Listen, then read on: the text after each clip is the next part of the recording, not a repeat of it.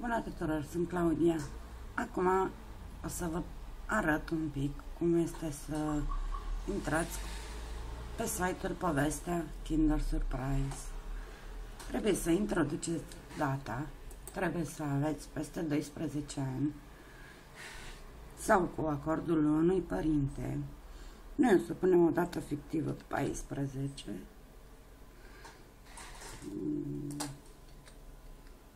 14 03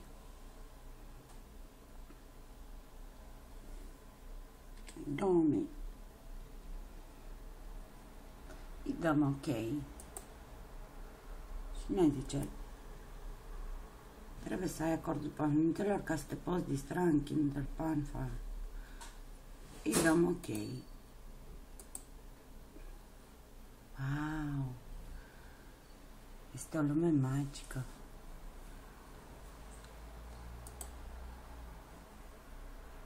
Aceasta este o carte minunată despre Kinder.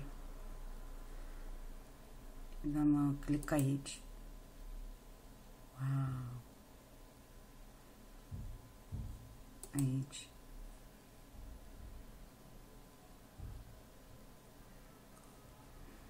Veți descoperi lucruri interesante pentru copilași. Este o carte 3D, o carte minunată în care copilașii dumneavoastră se vor distra și vor descoperi lumea lui Kinder.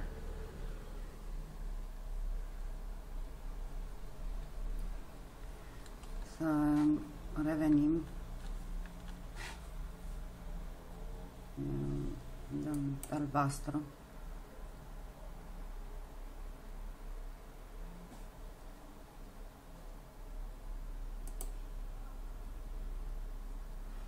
Uitați-vă cât de minunată este această carte. Este superbă. Totul este 3D. Este un site foarte frumos realizat.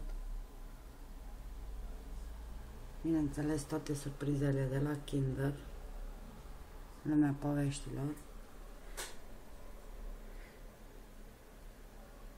Iar de n-ar fi, nu s-ar povesti că în anul 1974 s-a născut oul Kinder Surprise. Așa au ajuns micuții din toată lumea să se bucure de 100 de surprize diferite în fiecare an. Unele deja construite, altele care au nevoie de ingeniozitatea lor pentru a fi gata. Citește mai mult. Mergem la pagina următoare. Aici iar avem un nou mesaj pe care vi-l citesc. O nouă colecție a venit din ateliere de creație Kinder Surprise. Fă cunoștință cu energicele animăluțe, sporty animals, amuzamente și premiate. Ele fac față oricărei provocări prin râs și distracție. Aceste animăluțe, despre ele este vorba, pe care le veți găsi în Kinder Surprise. Mergem la următoarea pagină. Întâmplări ca în povești. Accesăm aici, unde avem o altă descriere. Uitați un alt mesaj. Și dacă n-ar fi fost, nu s-ar fi povestit. În luna aprilie, copiii din toată țara s-au întrecut la distracție cu zoo sportivii Kinder Surprise. Colecția zoo sportivii. Click pentru galerie. Vom da aici click. Wow. Copiii s-au distrat în luna aprilie. Și aici veți descoperi mult mai multe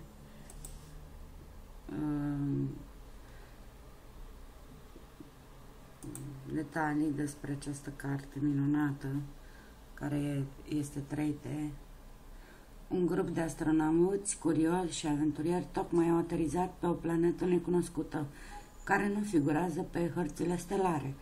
Vor reuși exploratorii să facă față situației și să scape în siguranță? Este vorba despre acest explorator de la Kinder Surprise și, bineînțeles, povestea Kinder Surprise.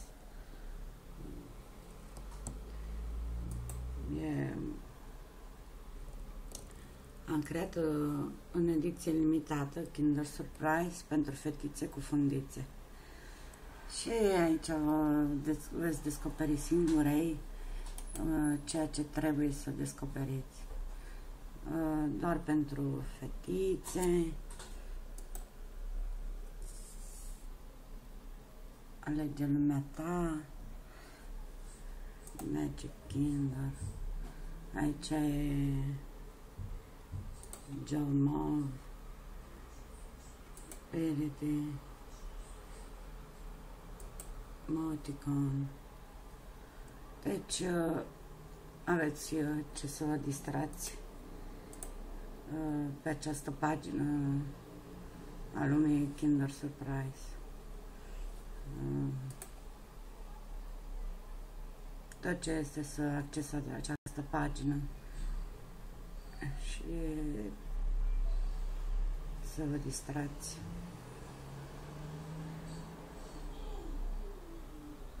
Cu Kinder Surprise, Blueville, Disney, Magic Driving School. Este o pagină creată pentru copii de la Kinder Surprise. Foarte frumoasă, o pagină viu colorată. E ceva uimitor pentru copilași.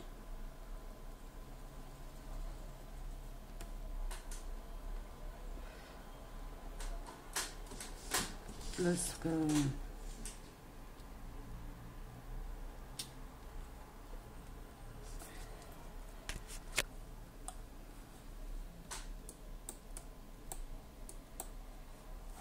aici aveți jocuri care puteți să le jucați.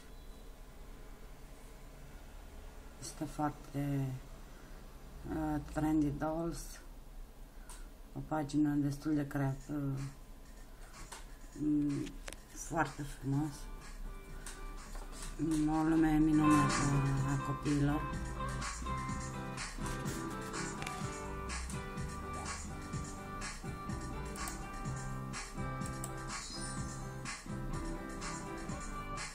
Tot ce trebuie să faceți, să intrați pe această pagină foarte frumoasă, magickinder.com.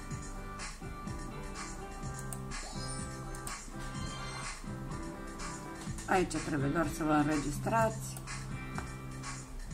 Puteți să desenați pe această pagină. Vă alegeți un desen.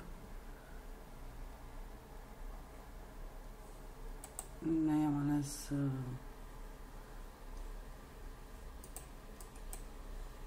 această pentru părinți.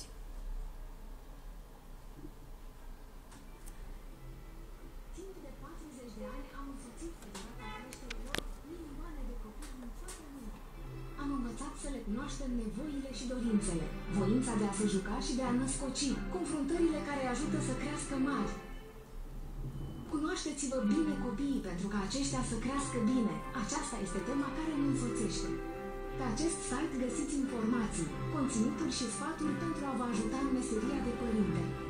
Intrați să-l cunoașteți și să vă cunoașteți mai bine.